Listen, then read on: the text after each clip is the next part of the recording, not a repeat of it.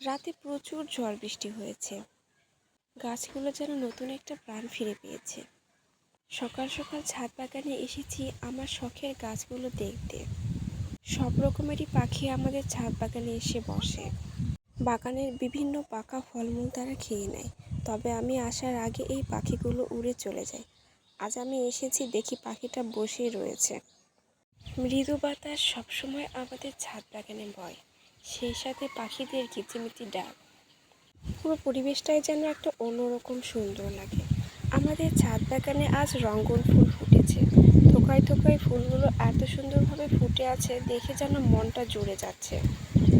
রঙ্গন ফুল অন্যান্য ফুলের তুলনায় একদমই অন্যরকম সৌন্দর্য বহন করে। একটা থোকাতে এক গাদা ফুল দেখতে অসম্ভব ভালো লাগে।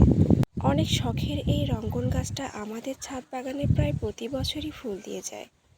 এদের মাঝে মানসিক শান্তি খুঁজে পায়।